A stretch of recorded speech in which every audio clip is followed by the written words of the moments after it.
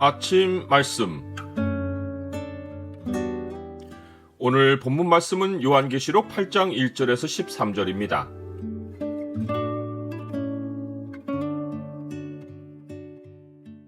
피난처를 땅에 만들어도 하늘의 재앙으로 망한다. 오늘 본문을 소망의 창으로 보면 성도의 기도가 땅에 떨어지지 않는 이유가 무엇인지가 보입니다. 소망의 창을 보여주는 구절은 8장 4절입니다. 향연이 성도의 기도와 함께 천사의 손으로부터 하나님 앞으로 올라가는지라. 일곱째 인이 떼지면서 시작되는 일곱 나팔의 심판은 여섯째 인이 떼질 때 벌어지는 사건들을 줌인하여 더 구체적으로 펼쳐 보여준 것입니다. 즉 어린 양이 여섯째 인을 떼실 때 천체의 변화가 있는데 이것이 첫 번째부터 네 번째의 나팔 사건들이고 천체의 변화 후에 사람들에게 재앙이 임하는데 이것이 다섯 번째와 여섯 번째 나팔 사건들입니다. 일곱 번째 나팔은 여섯 번째 나팔 이후 사건이 아니라 세상 마지막에 교회가 가지는 비밀과 세상이 당하는 일곱 대접의 재앙을 보여줍니다. 이 일곱 대접은 종말 중에서도 종말을 확대 조명하여 계시한 것입니다. 그러하기에 요한계시록의 구절을 요약하면 첫 번째에서 여섯 번째 인까지 종말의 청사진을 소개합니다. 그리고 일곱 번째 인이 떼지면서 여섯 번째 인의 사건들이 줌인되어 여섯 나팔로 전개됩니다. 그리고 일곱 번째 나팔이 불면서 종말 중에 종말이 줌인되어 일곱 대접이 쏟아져 세상이 종말을 맞습니다. 이처럼 일곱 번째 인과 일곱 번째 나팔은 줌인 렌즈 역할을 하며 종말이 단계적으로 더 자세히 집중 조명됩니다. 그러고는 19장부터 어린 양의 혼인잔치가 벌어지고 천년왕국과 사탄의 패망과 크고 흰 보좌의 최종 심판과 새하늘과 새 땅 그리고 새 예루살렘에 관한 계시가 펼쳐지며 요한계시록이 마무리됩니다. 어린 양이 일곱째 인을 떼실 때 하늘이 반 시간쯤 고요했는데 이것은 만물의 찬송 소리가 갑자기 멈추고 긴장도는 순간이었습니다.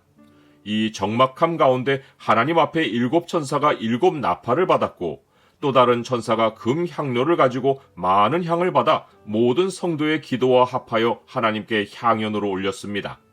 일곱 나팔이 불리기 전 성도들의 기도가 하나님께 올려진 것은 세상을 심판하시는 하나님의 역사와 성도의 기도가 맞물려 있기 때문입니다.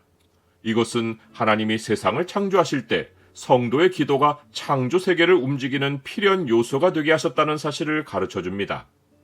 성도의 기도가 하나님께 드려진 후 천사는 성도들의 기도가 비워진 그 향로에 제단에 불을 담아다가 땅에 쏟았습니다. 이때 땅에서 우레와 음성과 번개와 지진이 났습니다. 우레와 음성과 번개와 지진은 하나님의 보좌에 있는 것으로서 심판이 시작된 것을 의미하는 것이 아니라 하늘 보좌에 앉으신 하나님의 임재가 땅에 나타난 것을 알린 것입니다. 즉 하나님이 성도들의 기도를 받으시고 역사의 모습을 드러내시어 자기 뜻을 실행할 준비를 하신 것입니다. 그러고는 일곱 나팔을 가진 일곱 천사가 나팔 불기를 준비했습니다.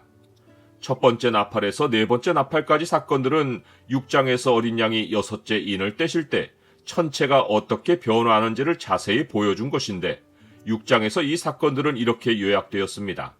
내가 보니 여섯째 인을 떼실 때에 큰 지진이 나며 해가 검은 털로 짠 상복같이 검어지고 달은 온통 피같이 되며 하늘의 별들이 무화과 나무가 대풍에 흔들려 설익은 열매가 떨어지는 것 같이 땅에 떨어지며 하늘은 두루마리가 말리는 것 같이 떠나가고 각 산과 섬이 제자리에서 옮겨지더라. 이 천체 변화가 더 자세히 기록된 8장에서 공통점을 보면 천체 변화를 일으키는 어떤 것이 위에서 아래로 쏟아지고 던져지고 떨어져서 천체가 타격을 받습니다. 그것의 정체는 첫째 나팔 때는 피 섞인 우박과 불이고 둘째 나팔 때는 불 붙는 큰 산과 같은 것이며 셋째 나팔 때는 쑥이라는 이름의 별이고 넷째 나팔 때는 해와 달과 별들 3분의 1을 타격하는 덩어리들입니다. 이것들은 순차적으로 일어나는 사건이 아닙니다. 이 모든 일은 여섯째 인이 떼질 때 동시에 벌어집니다.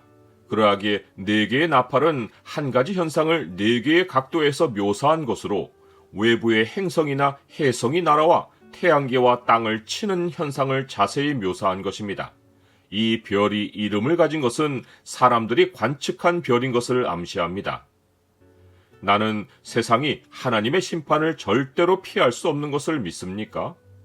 첫째 나팔부터 넷째 나팔까지는 어떤 것이든 3분의 1이 해를 입는데, 이는 7 나팔의 단계에서는 종말에 관한 계시가 3분의 1만큼만 계시되었기 때문입니다. 그러나 7 대접으로 옮겨가면 그 심판의 그림이 완전하게 계시됩니다. 넷째 나팔 후에 요한이 보고 들으니 공중에 날아가는 독수리가 큰 소리로 말하며 땅에 사는 자들에게 화가 있을 것인데, 이는 새 천사들이 불어야 할 나팔 소리가 남았기 때문이라고 했습니다. 독수리는 시체 위를 맴도는 새로서 남은 나팔들의 소리로 사망이 세상을 덮칠 것을 예고한 것입니다. 그 나머지는 말탄 자의 입으로부터 나오는 검의 죽음에 모든 새가 그들의 살로 배불리더라.